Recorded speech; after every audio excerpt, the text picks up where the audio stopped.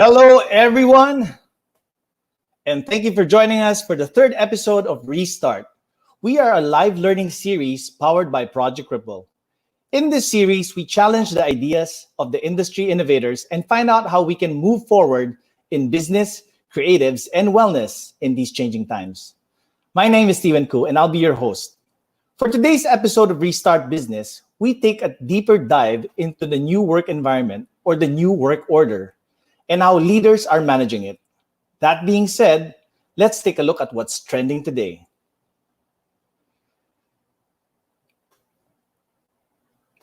Since the pandemic gripped several parts of the world, businesses have evolved to meet the demands of social distancing. They've adopted new work from home schemes. Contrary to what some may believe, these schemes prove that working from home is just as productive as being in the actual office. While it's effective, it can possibly prove to be very difficult to adjust, especially for the older generations. There is a need to help integrate everyone into these new digital platform and tools. But let's define the two active generations of leaders. Gen X were born between 1965 to 1979. Current age, 41 to 45 years old. And this is the MTV generation, people who are on Facebook. Millennials, on the other hand, were born from 1980 to 1994. This is the Instagram OOTD generation or Netflix generation. Now, with different types of leaders and managers in the workplace, we're trying to find the best way to find out who can lead this new work order by asking which generation is well suited for sustaining business in the new normal and how. For today's discussion on the new work order, we have some of our top business leaders from all over Southeast Asia. Starting off with CEO and President of MaxiCare Healthcare Corporation, Mr. Christian Argos. Hi, Christian. Next, we have the CEO of Angkas, Angeline Tham. Hi. Hi, Angeline. Founder and Chief Investment Officer of Common Ground, Mr. Erman Akinci over at Malaysia. Hi, Erman. And CEO of Mint, Martha Sazon. Hello. Hi, Martha. And last but not the least, we have the Chief Operating Officer for Philox, Stephanie Kinley Gonzalez. Welcome to the show, Steph. Hi. Hello, Steph. We'd like to welcome everybody to the show. And before we get started, we'd like to invite each of our guests to give us their hot takes. All right, everybody. Hot takes is where you only answer with one word, and that's it. The question is, are you guys ready with your signs? Which generational leadership style is more prepared for successful remote team management? Gen X or Millennial? Go. Okay. I see there are some Millennials and Gen Xers. Okay. So I'm going to assume that some of you are Gen Xers and some of you are Millennials, and we're going to find out more about that within the show. But for now, we are going to ask the audience as well. Now that we know the hot takes from our guests, we want to find out from the audience, which one do you prefer with the changing work landscape? Would you rather work on site, work from home, or have a hybrid setup where you're in the office and you're at home half the time?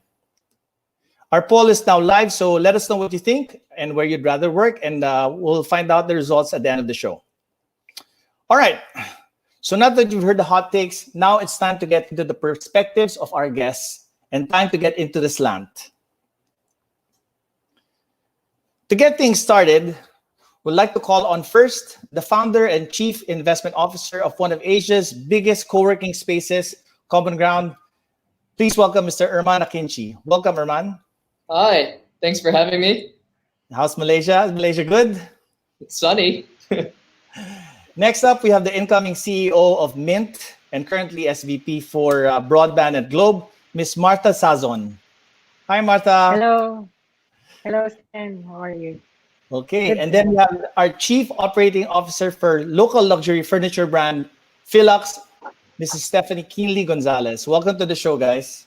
Hi, everyone. Okay, I'm going to jump right into the questions so that we can answer as much questions as we can. Sure. For those who are unaware, Common Ground provides co-working spaces in 3 different countries: Philippines, Malaysia, and Thailand. So by nature, Common Ground is very familiar with unorthodox work environments. So Irman, my question is, will there be a renewed focus and emphasis on virtual offices now with the whole pandemic? And how will teams and businesses like Common Ground refit and retool their workforce to adapt to these times? Yeah, look, I think there's no doubt that the environment that we find ourselves in is got a huge amount of uncertainty. So I think that at this particular point, it's not necessarily about trying to predict the future specifically, but about trying to open yourself up for the possibility of change, and that's really what we're trying to do at this point.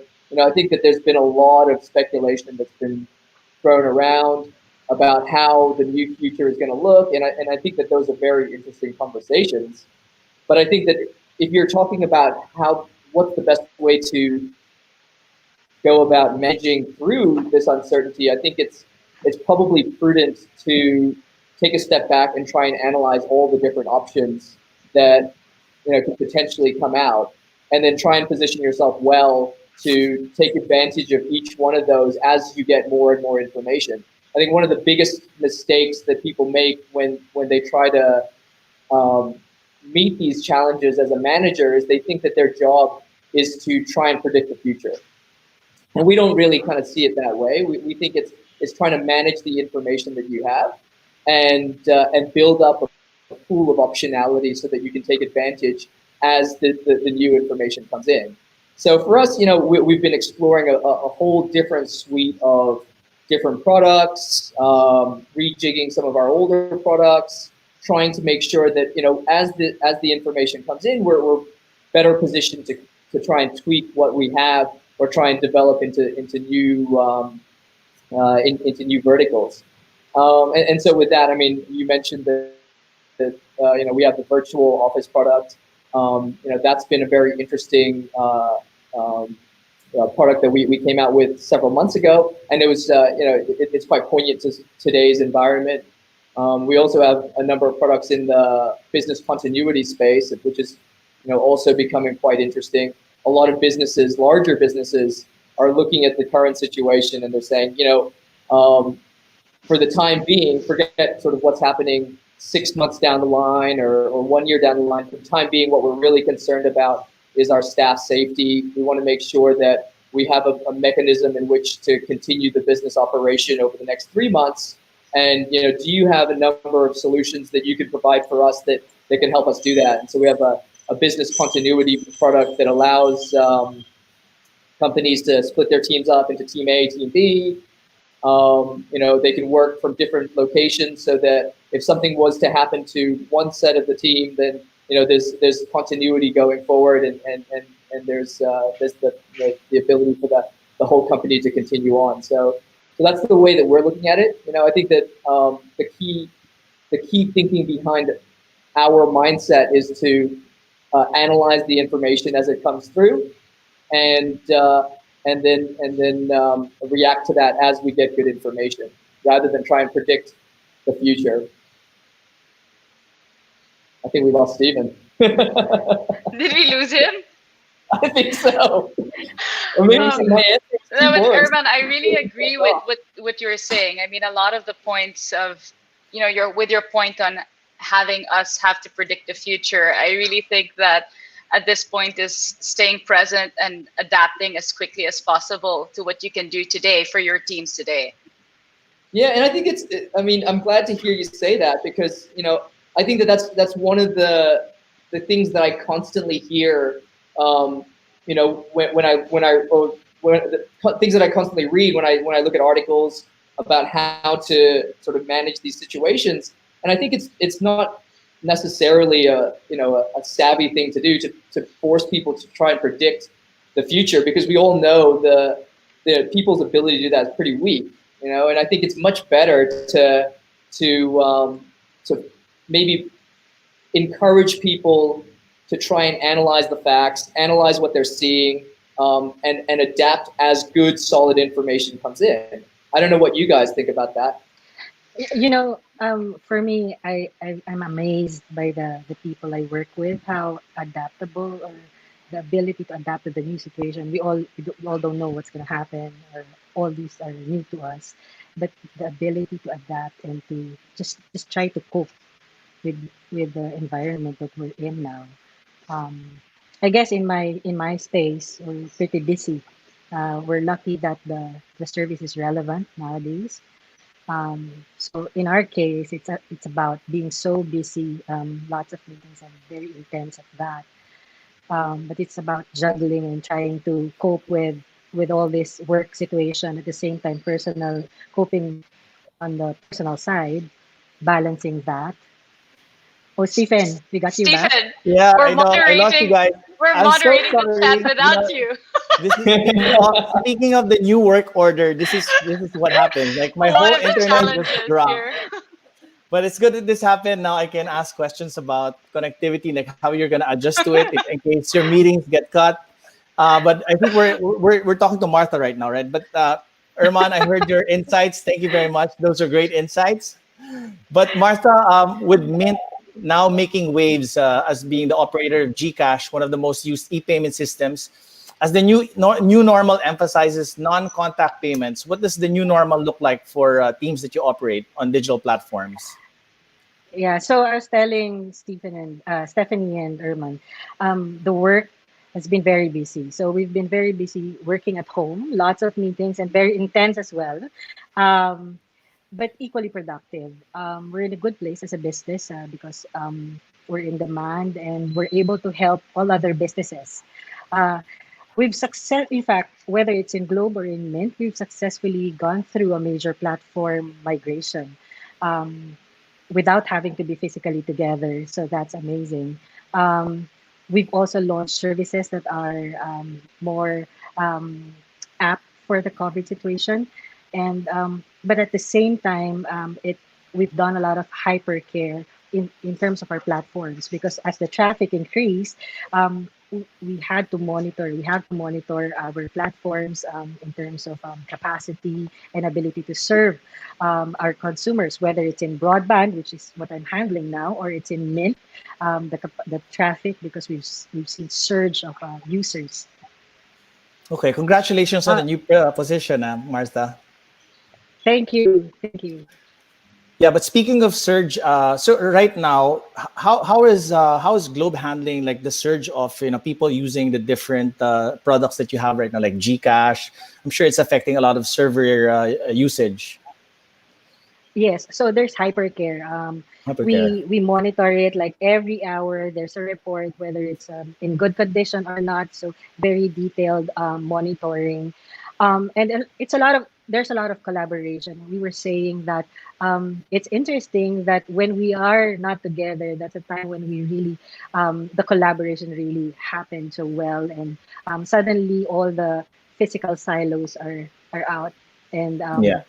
I can talk to anyone. And like just like what's happening now, I'm transitioning from Globe and Mint, and um, ordinarily I would have to cross streets to get to Mint building, Yeah. but because there's no physical space, I There's no have like traffic. for 1 hour, yeah, no traffic, no physical space, and no office space to talk about. Then I could have a meeting now in Globe, and then after that, Mint meeting.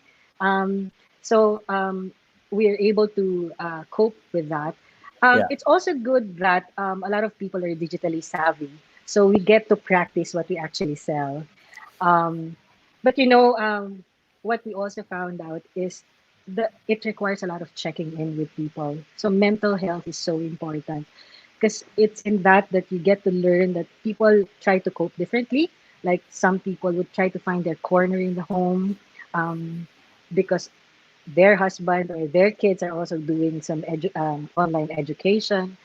Some people are also left alone and by Yeah. themselves. Mhm. How do they cope? And we also found out like extroverts and introverts um, Yeah. have different coping mechanisms. Introverts are Yes. so happy now, but the I know. extroverts they can't wait for this to end, I right? feel like I'm in jail So right now. I can imagine, Stephen. Yeah. All the partying, Stephen. Yeah. Okay. Well, speaking of multitasking, like what Martha is doing, Stephanie, actually, who is the CEO of Philux, is actually currently having a musical recital for her daughter while she's having this streaming with us. But Stephanie, as being both in manufacturing and being in the retail industry, which has taken quite a hit during this pandemic, what are the main priorities for you when trying to navigate business operations, like your manufacturing plants, your employees, retail outlets? How are Yeah. you doing this remotely? So our priority when ECQ was announced was really the safety of our employees. So we followed the IATF guidelines and we had to close shop. So manufacturing had to close, our 7 retail outlets had to close. What I did immediately was I put together a COVID pandemic committee, which consisted of my plant manager, my HR manager, finance, and retail. And they were really the core group that helped Philux navigate through this ECQ situation. We would meet virtually every week and talk about, updates and share data, because the situation was so fluid and we never knew what was going to come next, right? So that team was very, very helpful for me during this time. And a lot of my decision making was from the insight that we shared during these virtual meetings. Secondly, I wanted to keep my managing retail team and my creative team engaged. Obviously, things were quite slow with all the showrooms being closed. Yeah. So I guess we shift focus. We decided to focus on self-growth instead, which is one of our core values in the company. And we all enrolled in master classes. We also did virtual meetings, and we shared the insights applicable to Philux during these meetings. And I think that was a really good way to keep motivated while we were quote unquote stagnant retail wise. Yeah. Lastly, I decided to develop further our online presence and our online shop. I understand that furniture is not necessarily the first thing an online consumer will want to purchase during a pandemic, but I wanted to prepare our team and our company for, the expectations of what retail is going to be in the near future. So my expectation is lower face-to-face transactions, lower foot traffic in all the malls. And so having, a more beefed up online presence, I think would help us during this time. We also had, in parallel to that, a skeletal sales workforce that, worked from home and that still managed to communicate with clients during this time, even if manufacturing was closed. Okay. So, just a quick show of hands. Who here are Gen Xers? Raise your hand. Walang umamin. Gen Xers. Okay, Martha. Millennials, raise your hands. Okay, Well, I just realized, don't tell me, Erman, you're a Gen Y guy, because I know you're. I thought I was Gen X, but when you showed me the dates, I was like, oh man, I think I'm just a millennial. Okay. So my question for the three of you is: have you had a harder time adjusting, or have you had an easier time adjusting to the management role during these times because of your generation, because of your knowledge of certain technologies and trends? Maybe you can start with Martha. Go ahead. Well, for me, personally, I think what our generation has would be the resilience, right? So we're used Agree. to the hardships and all. So that worked well for me. I'm also lucky that I'm in the space where which is very relevant now, which is digital space, technology space. So I'm used to these types of things. So it was just a matter of like, rather than doing it like one hour a day, do it Yeah. all the time. But really, a lot of it would be the adjustment would be really the mental health, meaning coping. Like I Yes. have 2 kids who are doing online education. Gen I have a Xers husband who's rock. also working from home. Right. So it's I feel you, trying to Martha. adapt and being flexible. Right. So while I'm having a meeting, I'm also trying to text the tutor, or they have like summatives or exams to cope with. So it's juggling all these things, everything. Like it's like the entire world, bringing the entire world inside your home. I hear you. I think now we're more busy than ever. We're busier now than before the pandemic started, I think. So thank you, Martha. You're right. Okay, for the millennials, are you guys more well adjusted because you're younger, more tech savvy? I don't know. You know what? We at Philux were, well, I'd like to think I was ready, at least because we introduced Google for Business a couple of years ago. And that really helped because it's just this really great cloud-based work interface where we could collaborate real time on documents. We can share calendars, do Google Meet. So before I even discovered what Zoom was, we had Google Meetings, Wow, so okay. that helped me, I think, adjust fairly quickly to the situation. That's good. That's good. Okay. Erman, I know you're the resident tech guy, so I'm sure you adjusted pretty Yeah, well. I think if you're talking about sort of the skills needed to cope or adjust to this kind of new norm, the way I think about it, it comes down to two factors in my mind.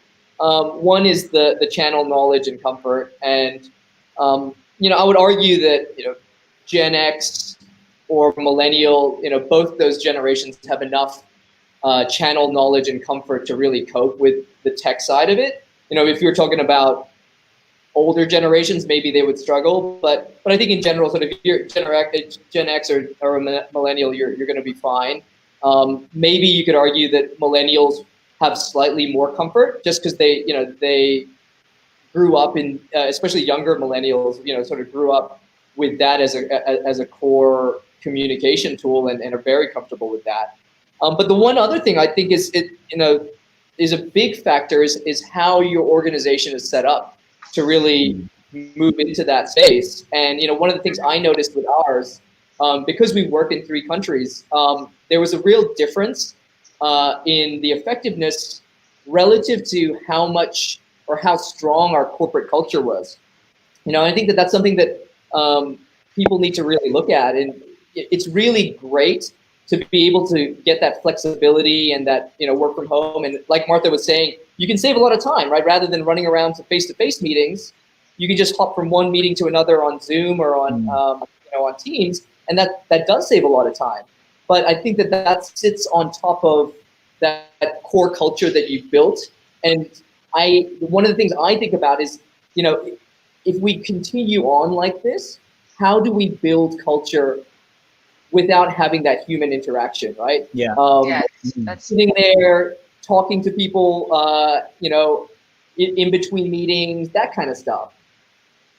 Yeah, I mean, like it's so funny you mentioned culture because a company of my friend just recently did their sports fest online. They basically did everything. They played online games. They did Zoom parties, but everything was done online. So I don't know. I mean, it's tough, but I mean, it's not impossible, right?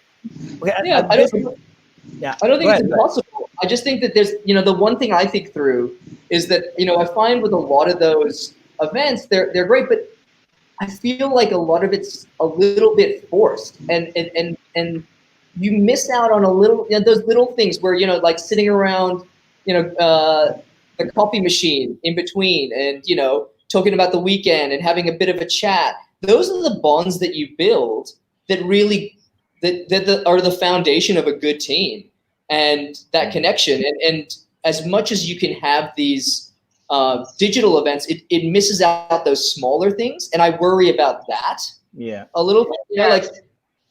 I Yeah, agree. so I think it's easier to develop, let's say, a work structure, to get things sorted for this new reality. But developing the work culture and furthering that even more is going to be a challenge for a lot of us.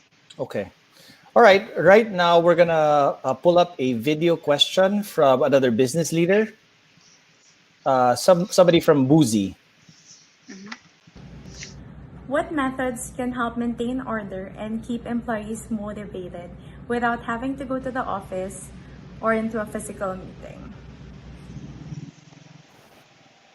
All right. So her question was, what methods and ways can you recommend to help maintain order and keep employees motivated without the physical meetings? Martha? Um, Okay. Well, in our company, we have this call tree, meaning we've pre-established that so that we know our accountabilities. So I'm accountable for my direct reports. My direct reports have their direct reports, and every time, whether it's part of our BCP, and every time there's an event, we'd have to check on them if they're safe and what. And what I found working for us here is there's an everyday check-in. Like every morning, we call it a powwow, whether it's a themed check-in. Uh, Sometimes the you just talk about anything. Sometimes you talk about, okay, our theme for today, you dress up like you're going to a country where you want to go to after COVID. Like, so there's a Mhm. topic always. So it's fun, but actually there's a structure to it. What you're trying to do is you're trying to engage them every day and checking on them if they're still okay. So, Got but it. in Got a it. fun way. Yeah. The other one would be whether it's TikTok, we do that. Yeah. But right now, especially now, because we're all physically apart, the management style shifts. So in my case, it's output driven. So it's results based. You get to empower them more, and just encourage the sense of ownership um, on their work, and then just try to adjust it when you feel that there's issue. It's only when there's issue when you try to like dig deeper, and or there's opportunity that we need to do. All of this though is rooted on a purpose. In Mint, we're lucky because I mean very clear purpose of financial inclusion for all, finance for Mm. all. So like when a government agency calls us, we're all like, oh go, let's go, so we can help people get their money, right? So we just recently closed Makati, and Makati was able to send people money to Oh, everyone that's you there. And guys. Yes, yes, yes. yeah, Makati Zen. Yeah. So Makati Zen, they use yes. GCash. Yeah. So um, because of that, it was easier for them to get their SAP, their amelioration Yes. allowance, right? So, uh, but the driving force to that was we needed to help them. It Yeah. wasn't about just about our business, but it was about making sure people get what they need right now. Okay. That's a good insight there, Mhm. Martha. You guys want to add anything or I agree with what Martha is saying, but just to add a bit to what she talked about regarding leadership and management, I do think that we do need to maintain the KPIs, and that has to adjust slightly. But what's very important during this time is to be able to give quick and consistent feedback to your team, because as a leader, you need to guide your team during this time, and it's a lot more difficult to do so when you're not with them face to face. And as a leader, you should know who of your team members are self motivated and who are not so self motivated, and adjust your management style accordingly. but is it actually harder to get in touch with your team now, knowing that they're just all at home rather than compared to before? Sometimes they can say they're stuck in traffic. They don't have internet. You'll be surprised, the connectivity issue for me has been recurrent. Okay. Okay. Urban, how I about hope that's you? not Globe. No, no, Yeah. that's brand X. Brand X. No. All right, Erman, how do you make things fun? Like everybody's just online. Aside from Yeah. Zoom parties, how do you make it fun for your employees? I think that what we did was we tried to do a lot of social media interaction, just kind of on the more casual side, and so that was kind of a continuous thing. Um, I've just never been a fan of kind of the forced interaction structure.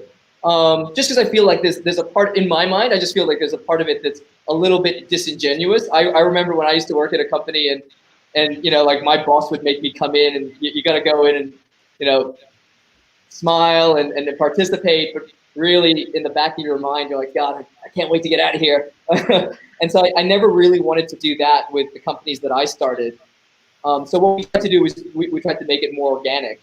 Okay. And we found that doing that through social media and kind of having people you need a couple of drivers within the organization themselves, but they kind of push more organic kind of interactions, posting certain things, jokes on the WhatsApp chat, and getting that interaction from everybody. That's something that we found was a great way to kind of keep the environment a little bit lighthearted and get people's kind of more casual interaction coming in, and that was really nice. That worked. Okay. That worked well for us. All right. Thank you, Irma. So, guys, I'm going to bring you guys right back. I'm going to introduce the next batch of guests. But in the meantime, we'd like to encourage our live audience to ask your questions because in a while, we're going to bring back all the guests and they're going to answer all your questions. So, especially for the business leaders out there, this is your time to ask.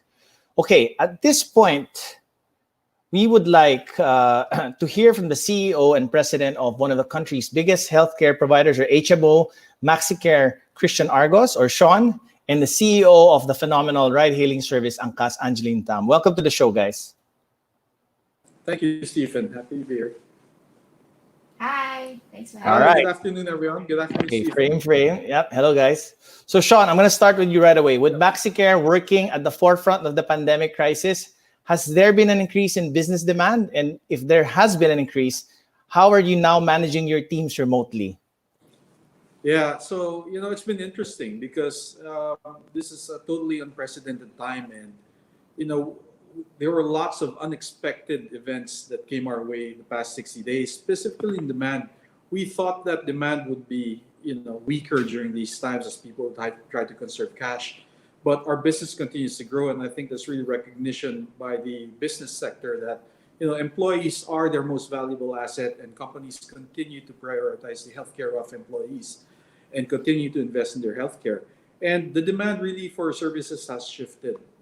Pre-COVID, pre-pandemic, you'd see a lot of people going to hospitals for very basic concerns, and people prefer the face-to-face interaction with the doctor. And what's happened in the past 60 days is that has totally changed. We've seen an explosion in teleconsultation. So the volume that we have of consultations flowing through teleconsult, again, because of necessity, but I guess also because of people being more open to new technologies, such as video interactions. Teleconsult for us has grown 12-fold, in the first week of the pandemic, which is phenomenal. We've been trying to promote teleconsults, which is free for all MaxiCare members, for the past year and a half with little traction.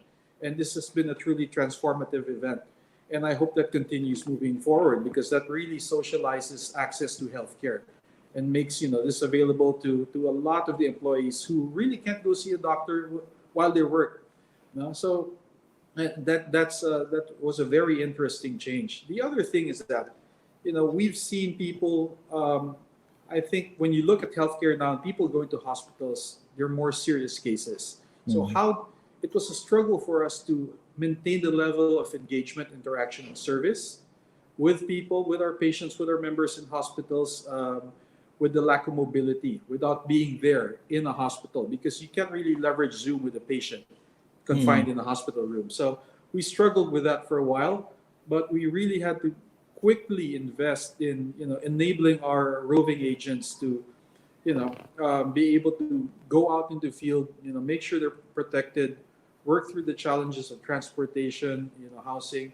And as Arman said earlier, we had to retool operations. We have team A, team B, so we can afford, our whole team's going offline because of infections or exposure to COVID. So we had to be very agile. I think what worked for us was that we really invested in transformation 2 years ago. We're not yet done. We're still going through that process. We shifted to Google for Business, so all of our productivity apps and collaboration tools are on the cloud. We also invested in SAP, so we automated a lot of our back-end processes. So it was a fairly easy task to get the back office folks working and productive. But being able to adjust to the changing business demands, the new services that we had to scale, that was more of a challenge. And also, again, the culture. We're a mix of Gen X and Millennials. I'm Gen X. Personally, for me, it was a struggle because I didn't realize how hard it was to work from home. And if you look at our employee base, a lot of them are Millennials, but then the leaders are Gen X. So Yeah. it was the leaders who had to make a bigger adjustment culturally to make everything work. So it's been an interesting period for our company. But I think it's been a great, fantastic learning experience, and what we've learned now we can carry to the future. Because even if the pandemic goes away, I think the lessons that we have learned for ourselves and for our members, will be very valuable and will make the cost of healthcare even, less expensive moving forward. Yeah. I like the point that you touched on, that the Gen Xers have to adjust more than the millennials. And I'm glad that you admitted that. But I'm going to get back to you in a bit. Angie, with Angkas now refocusing on delivery, which is a new essential service this quarantine, how do you effectively manage your teams remotely, considering you have developers, riders, operations team, and whatnot, and customers, of course? Yeah. I mean, it's definitely been a challenge, right? I mean, people always look at us as an online business, and with the app, everything happens remotely anyway. So would the services be affected, right? I would say in terms of reaching out to our customers, that's essentially still very similar channels that we use to reach them, right? But for bikers, for example, that's been a little bit more of a challenge, right? Because while we have very high biker engagement via social media, chat groups, and biker groups, and all of that is remote, right? But then people don't see the work that goes behind the scenes. So actually, we have a lot of activities that we run on the ground to help communicate with bikers, address the concerns, or try and kind of see if they have any questions about new policies that we put in place. And training bikers as well. It doesn't just stop when they pass the stringent onboarding process and training. It's actually a continuous process that we do consistently throughout the bikers' time with us. So every week we have a few thousand bikers who come into the office to kind of like retrain for customer service, Yeah. and things like that. So this is a component that we feel needs a face-to-face, and that's been a challenge of to see how can we move this online while at the same time taking into account that there's very poor internet connectivity. So to do it face-to-face, right? Because we want to keep our staff safe as much as possible, and as well bikers. So I think that's something that we've been adjusting to, and we're still working out the ways to do it, right? So we'll have to be smaller groups, and so what we've been trying to do is we've been doing a lot of videos, either from video bloggers, because all of that can go to Facebook and people can take the time to watch that with even poor internet connectivity. Things like this, right? Conferences. So we also have launched like a Usapang Angka series for our bikers, where people come online and they talk about real issues that they're facing right now and they address concerns. And we've been doing similar things as well about employees. Right? Yeah, I'm pretty impressed at how the riders, the drivers are actually adopting to change. Like before, they started using the apps, and I'm sure a lot of these people they're probably their first app on their phone, and now you're trying to get them into live streaming. So I mean, like honestly, I don't know. Like I'm very impressed at how resilient the Filipino worker is, and I hope this moves forward. Okay, I think we have some questions from the audience, and we're gonna pull them up. Let's start with one question. Okay, the question here is: aside from setting a new work culture, how would you maintain and preserve this new culture that would help your team succeed? This one's from Shay YF. How will you preserve this new culture? You want to answer that, Sean? Yeah, I think culture is about repetition. It's about practicing it over time. So, I think you just have to get everyone on board with a new way of working, and culture will set its roots over time. It has to be organic. It's not something that I think that you can rely solely on an HR program for, but it's something that you have to individualize and act out every single day. And for example, the big adjustment that I had to make, and this has to be ingrained in our culture at Taxicare moving forward, is that, as a Gen X person, I was so used to coming into the office for 9 hours a day, 10 hours a day. Everything's compartmentalized, your personal and your professional lives. No? But now I think we have to recognize that everyone is differently situated. We are all individuals with various limitations and our own unique environments in our new way of working at home. So we have to be more sensitive with who we're working with, and even go that, understand how they're doing personally and adjust for that. I think, as again, Gen X, it's all about, I guess it's predominantly individual performance as part of the team. But now with a distributed way of working, you have to maintain that bond, that personal bond with your team members, and you can no longer see your team members just as professionals and colleagues. But since professional and personal lives interact every day for everyone, the new culture, I think, would be, you have to be more conscious about the people that you work with. You have to recognize them as individuals, and you have to incorporate that into your interactions with them. And you have to do that every day, in your own smaller meetings. Again, before we used to have big meetings, 20 people in the meeting. Yeah. Now you have 40 we have minutes. 15 Yeah, minutes, smaller teams. We Well, still have our weekly, 3-hour meeting by video. But I think, for me, I'd have to, again, eliminate that from our culture. So we Yeah. have to adjust by, transitioning our way of working to more frequent engagements with smaller Yeah. teams, with Well, individuals. my suggestion is don't get a premium version of Zoom so that your meetings are limited to 40 minutes. All right, we have another incoming question from the audience, I believe. And the question is, what's your own personal leadership style and how do you let it translate to now? Ange, you want to answer that? Your Sure. own personal leadership style. So I think my own personal leadership style is, first and foremost, I need to develop that bond and trust with the people that I work with, right? So when I first start out, I will, oversee a little bit more, just make sure that our culture, our values, and the way that we do things are aligned. But of course, I always want people to challenge the way that we do things, right? Because that's what helps the business grow with varying thoughts. But then once I think that bond is established, then we move towards something that's more like, okay, check in with me. This is what we need to do, and just like come back to me if you have any questions, right? And in a work setting, that's easier to do because you can, you're sitting across each other.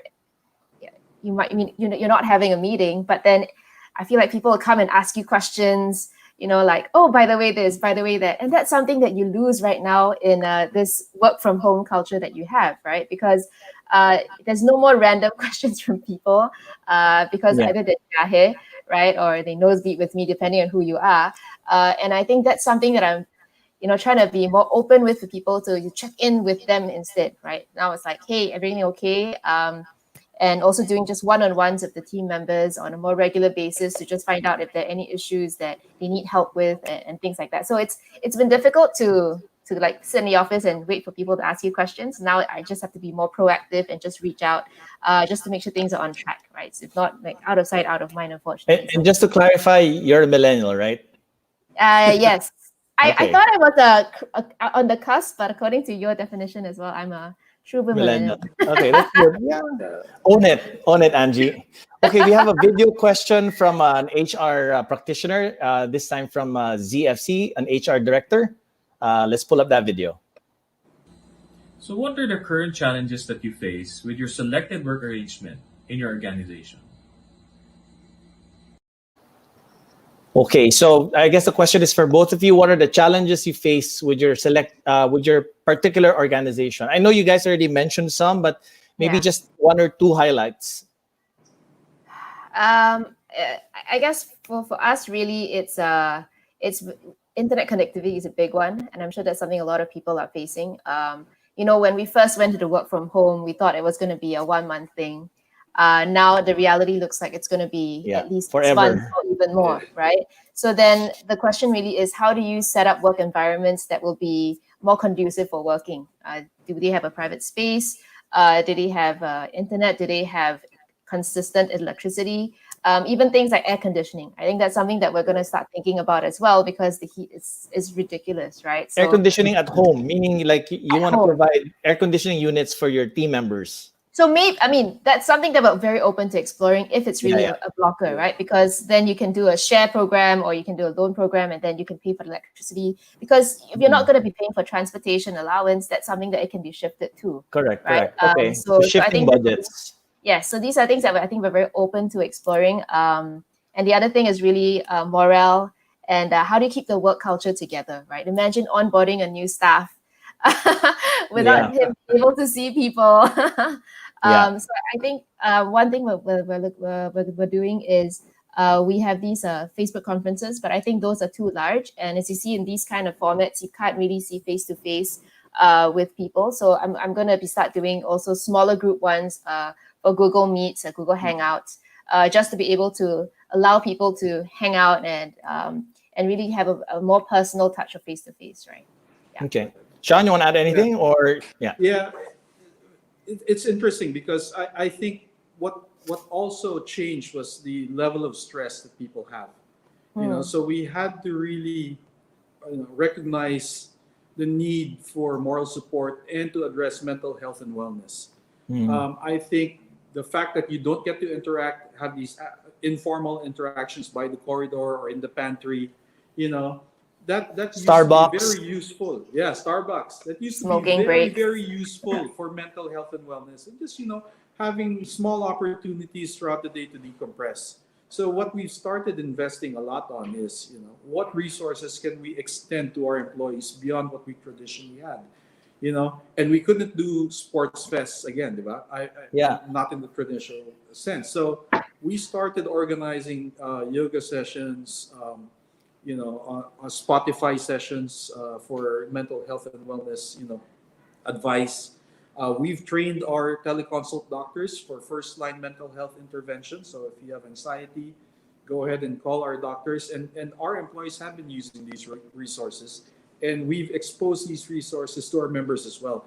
Yeah. And that's been very helpful because we were wondering, after about 3 weeks of working from home, then you can feel it, during the video conferences and the calls and the meetings that, I couldn't really put my finger on it, but you could tell that people were not in as good a place as when they were not in the mood, working in the office. Yeah, so they're a bit more stressed. So I think companies really have to, pay attention to this, potential risk and this need, and reach out, to your partners. There are lots of great companies out there who can produce content and programs to address employee mental health and wellness.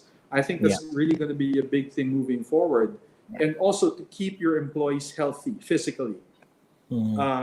We cannot really overlook that aspect. As you're cooped up in your condo, in your home, in your room, you're not working out, it also affects your productivity. So there has to be a lot of more investment in this area by HR. Okay, good point. So invest in mental health programs and physical health programs. Okay, Absolutely. Right now we're going to bring back the rest of the guests to answer more questions from the audience. But we're also going to bring back the tally for the poll we had a while ago with the changing landscape of the new economy. Where would you rather work? On site, from home, or mixed? So far, the results are on site, 2%. So nobody wants to go back to the office. From home, 28%.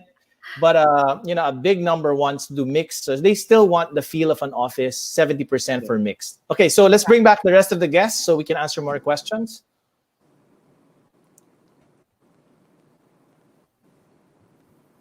There you go. Okay.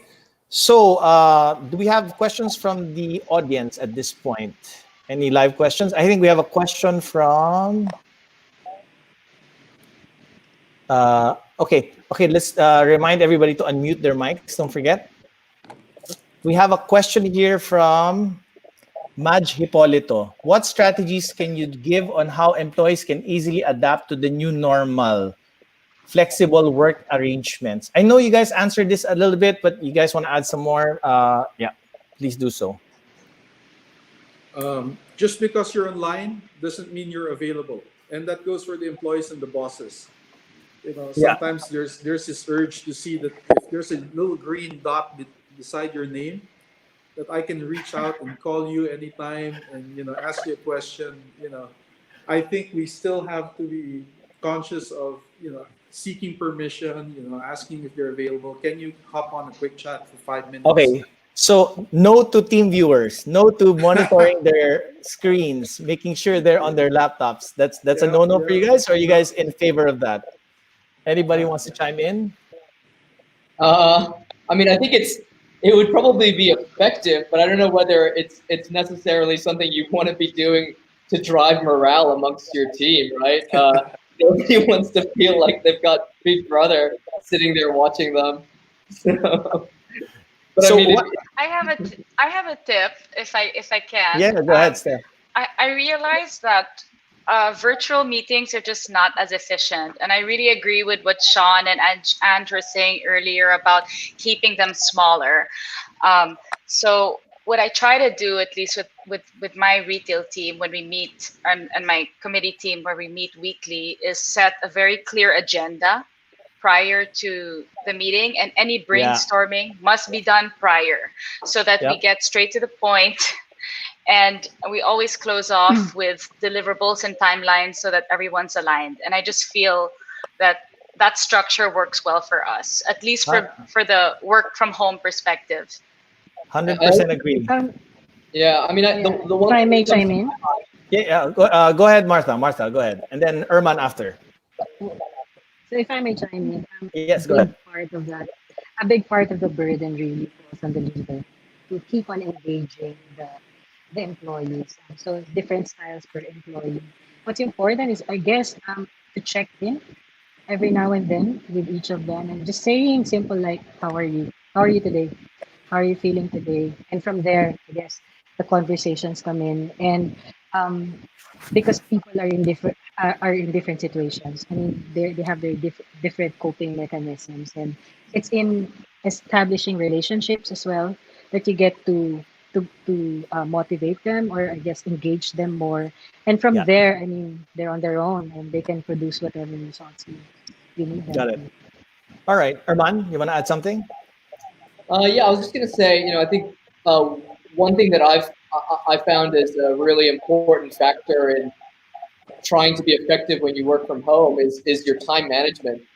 The one thing that I found in a home environment is that there are surprisingly a lot of distractions in a home environment that people don't necessarily think about, and then being able to time manage is really important in being effective. I mean, that's like, you get up in the morning, you're sitting around, you probably take a little bit longer for breakfast, all of these things.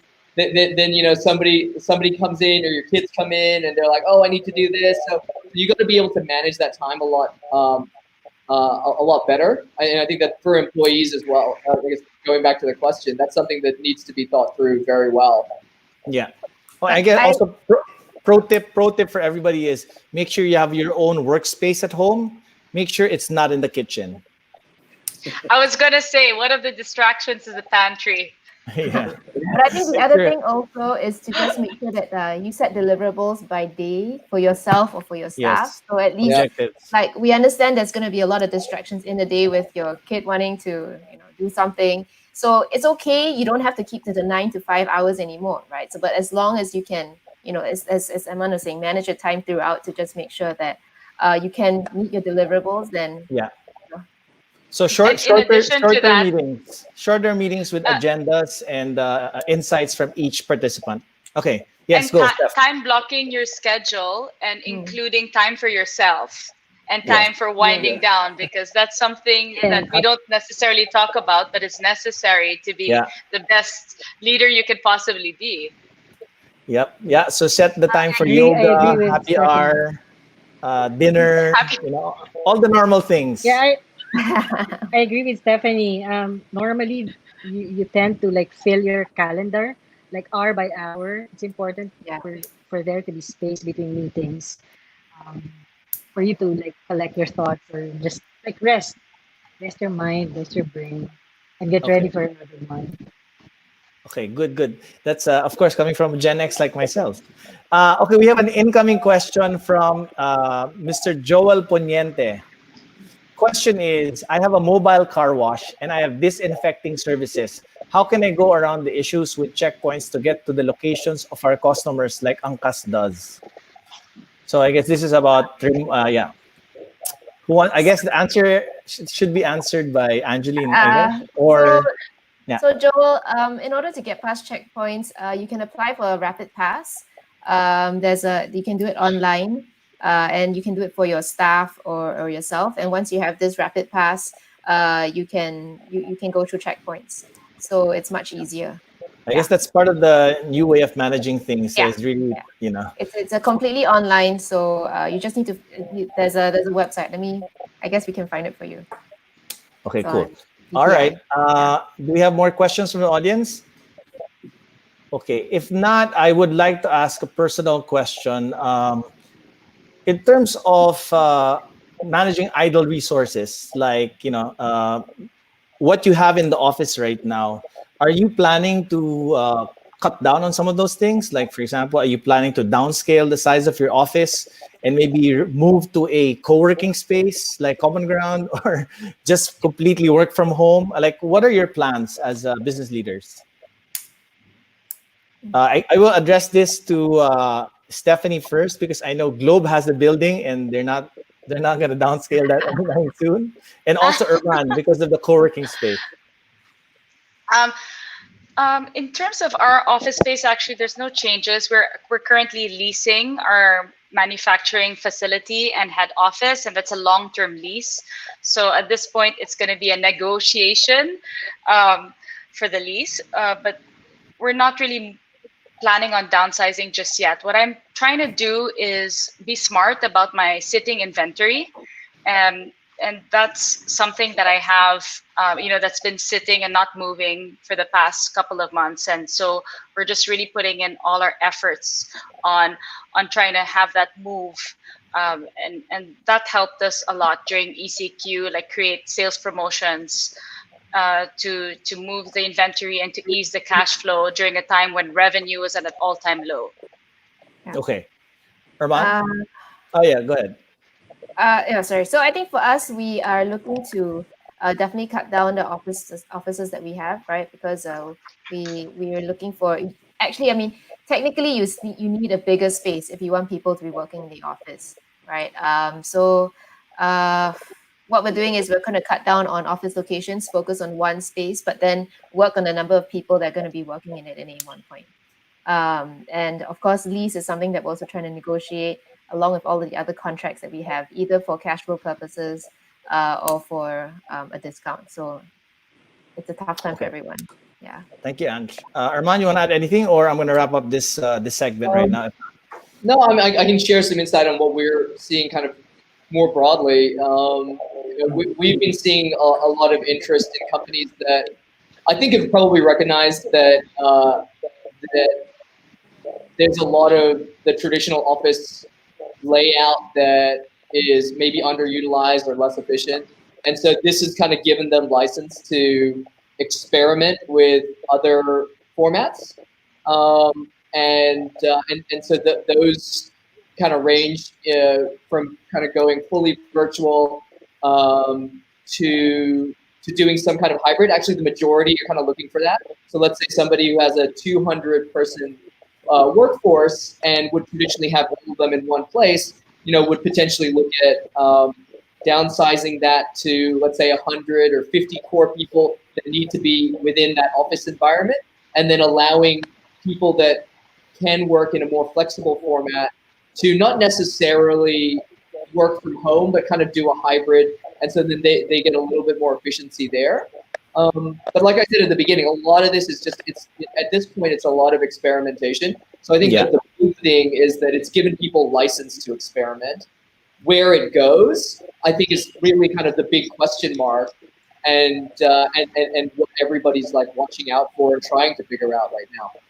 Okay, we have a question here for Martha. The question is, what can you do to help ensure that your employees are in the position and have the assets to succeed in the new normal? from RJ. So first of all, what we're encouraging with the new setup right now is there are pockets in our operations that are still manual. So we need to reimagine the way we operate, and with that comes with like skills that they need to learn.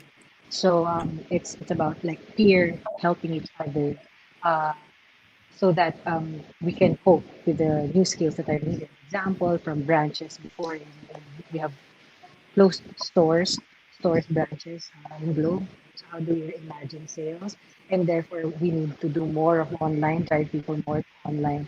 But that requires a different set of skills, right? So how do we leverage on the skills of the frontliners and the way they are able to sell effectively and adapt it to online? So there's a lot of like online training that we're doing and that's been very active in the organization. We've partnered with various vendors to help us with the online training. So training has been very active because with this comes like emerging skills that used to be not popular before. Yeah. So that's how we're helping people cope with the new work environment. Okay, so a lot of training so that you can manage your teams in this new normal, so to speak. I have And one last. and I guess Yeah, go ahead. sorry and also brainstorming like us working together just to brainstorm um it's hard to work alone so sometimes before you could do it alone but now okay what do you think about this idea how can we do it and how do you approach it better. Okay, one last question for everybody. If the vaccine arrives next month and things magically go back to normal, are you going to go back to the old ways of managing your teams, or are you gonna stick to the way you're doing it now? I thought you were Wow. gonna ask what's Everybody, the first thing everybody you'll just, do. everybody just died. Look at all the Well, smiles. yeah, but if magically things go back to normal, will you change the way you guys are doing it now in terms of how you manage your teams? So let's start with Can you Sean. ask us first, Stephen? Oh, Stephen, what? can Yes, you ask Martha. us first what do you want us to do personally? What we Okay, plan to do? okay. Where do you want to go? Which place do you want to go on vacation? I have a long list. I have a very long list. Wearing your Holiday hazmat break. suit. Okay, go, Go to the Sean. salon. Yeah, Yeah, salon. I agree with the poll. I think things are going to change, but they're not going to go back to normal. I think we're going to be in a hybrid situation where perhaps part of the time, or even some teams would be working from home, and some would have to go to the office. I don't think any team is going to be in a situation where they spend all their time in the office. I think what we've learned here is that giving people time away from the office actually increases productivity overall. It's how you really, define your time allocation between, your work and your home, or working from home, or working in a fixed location, whether it be in your office or in a co-working space. That's what we're going to try to figure out when the new normal comes in. But definitely, it's not going to go back to the old ways where everyone gets stuck in one building Okay. or in offices. Does everybody concur, or is there a dissenting opinion? I agree, but in my case, since I'm in manufacturing, that's something Yeah. that's a very big challenge. Unfortunately, we can't make the furniture from my apartment, so I have to try to find a way to basically make our manufacturing workshop the safest possible workplace for my production team. Now, we did try to do some research and development meetings during ECQ online, and I'm telling you, that's another quarantine challenge for people. It is a struggle to go technical and to talk about raw materials that are not in front of you or physically with you.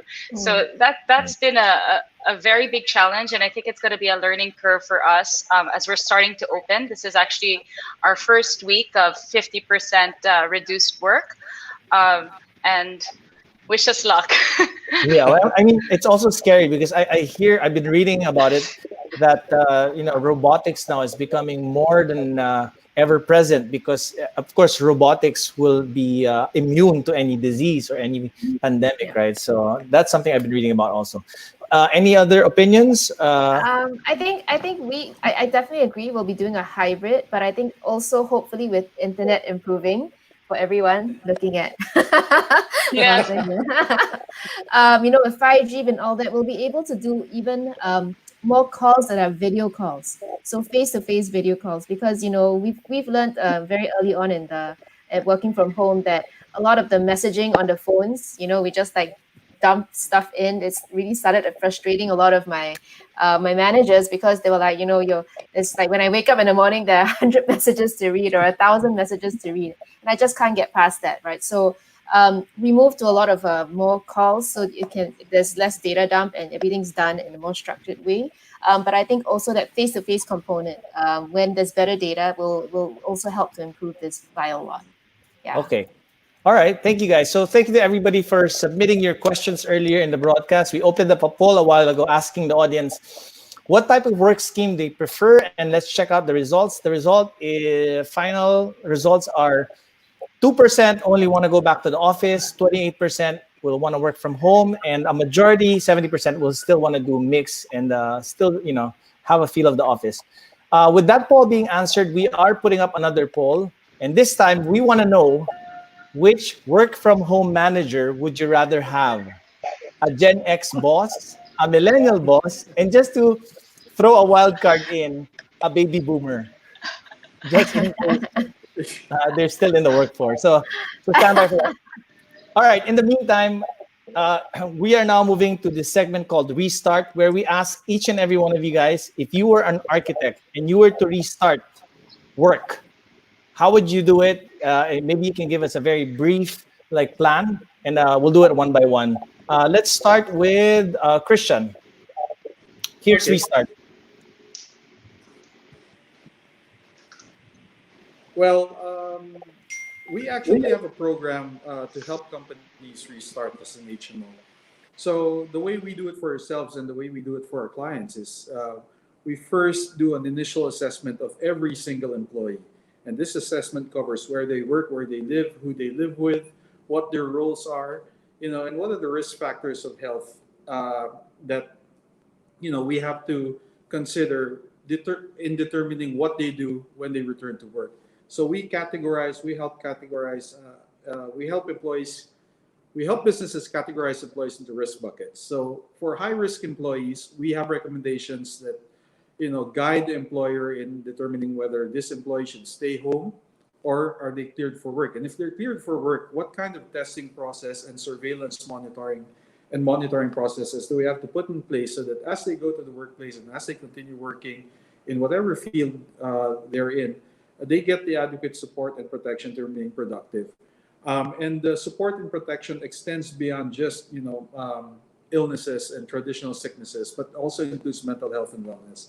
So I think there has to be a really structured process. Return to work is not a single act of going to the office and a one-time round of testing and assessment. It's all about a program that ensures over time your people have the resources and your people have the tools that they need to be effective at work. And I urge all of the companies, the business owners, to reach out to your healthcare provider, your HMO, and to your other various partners, because there's a lot of content out there. There are lots of services that you can access for free.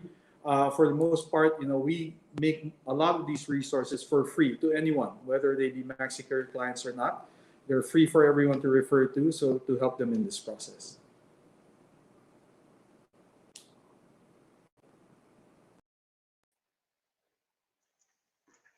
So I think it's time to redefine priorities of this new workplace, and based on these priorities, create innovative and adjusted ways of working better together as a team and working to serve your client better as well. I believe that time and people are our most valuable assets, and we need to learn to work with them smartly, hand in hand, not just to survive, but to thrive in this new reality. So my actionable takeaways for a restart would be, firstly, to remember and revive your brand print. What are you standing for? Why are you in this business and what makes you different from your competitors?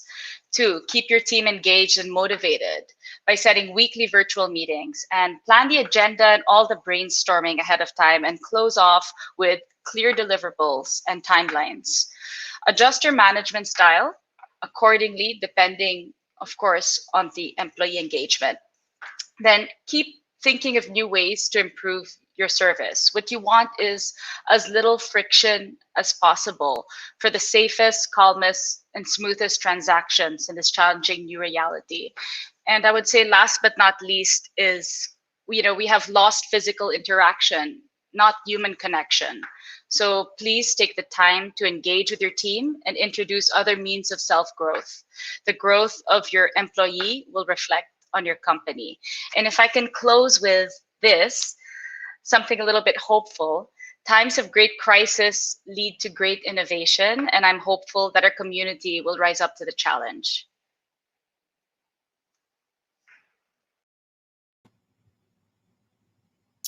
So I think that for me, the key to any innovation is to pick and identify the best parts of the different ways of doing things. And I think that that's the one thing that I would urge sort of anyone who's trying to think through this right now. It's about identifying all the best parts and then coming up with a new structure that's going to be working better than the last. And that means that you have to identify what's good about working from home and what's bad about working from home, and try and adapt and mold your new reality to try and extract as much positives as you can. So, things that I think are phenomenal from what we're seeing are the amount of efficiency you can get, the kind of flexibility that you can get.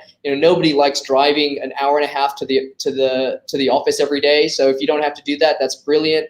But at the same time, let's not forget the really powerful things that we had when we worked in an office, and that was being part of a team, that human interaction, that engagement, that camaraderie, and we need to think through how we meld those two realities together so we get a reality that's better than it was before.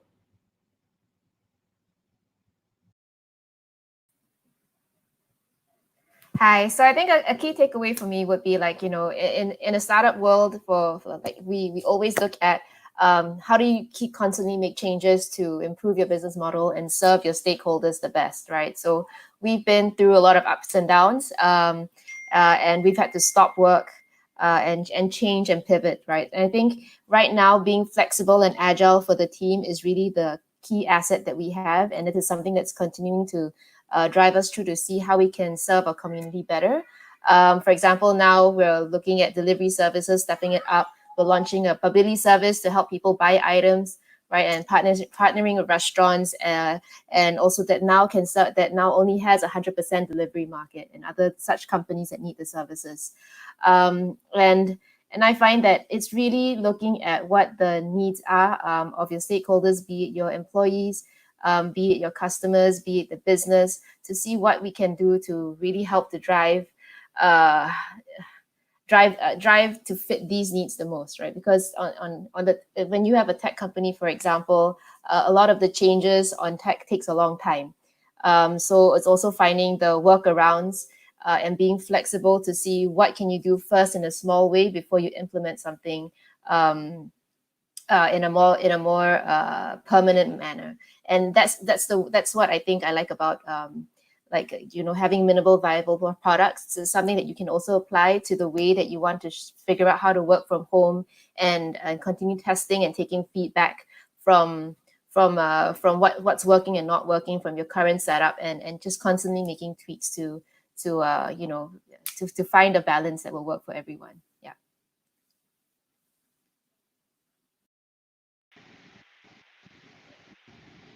Well, what's good with having Gcash is that it leverages on the shift to online behavior, and it complements the new normal and new lifestyle of families and businesses to thrive in this situation. as it offers safe and secure cashless transactions. Um, so indeed, it's the best time for the business right now. But the silver lining for other companies would be in this situation would be we are today.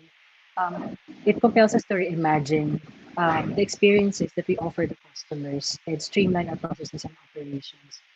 Whether it's about just how we are able to transform the homes into a work, learn, play, and nurture environment, and as well as within our operations, how do we improve it and prioritize process streamlining and automation so we can execute faster and more efficiently.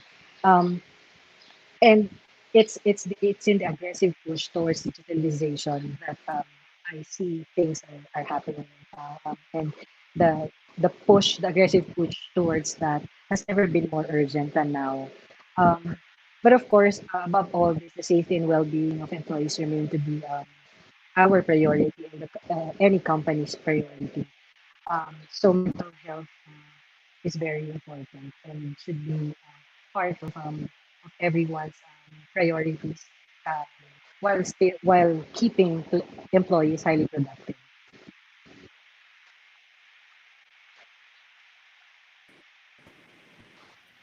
Okay, great ideas from all our guests. Thank you very much for those restart ideas. Thank you so much. And but before we end, let's take a look at our second poll for this episode. We asked our live audience, and let's see who won. Which work from home manager would they want to work for? A Gen X, Millennials, or We need to take possibly the the photo. baby boomers? And the big winner, it was close. So right now, it's 49% for millennials, 44% for Gen Xers, and well, there's still some who voted for baby boomers. I guess they're still pretty relevant out there. It could And be a biased data set. So yeah, I think there was like one baby boomer who voted for himself out there. No, I'm kidding. But anyway, guys, thank you so much for being with us. I learned so much from you guys. In fact, there's a lot of ideas I can personally apply to my companies. And um, if you guys have any other things you want to add before I wrap this up, I really want to thank you all for joining me. No more insights. That's it, right? Okay, Thank so you. thank you so much, and I'm gonna probably see you guys again in another episode. But Thank you. thank thank you so you. much, guys. Thank you. As Okay, thank you, we wrap everyone. up another episode of Restart Business, today we found out what it means to lead in the new work order. Some insights that I picked up, of course, analyze information as it comes through.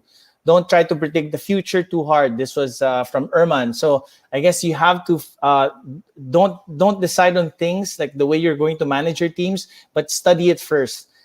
Prepare expectations for the future and share insights with others. This from Stephanie. Prioritize flexibility and agility for your teams and seek for the need of the community that you serve. That's from Angeline of Angkas. Recognize your employees will still need space.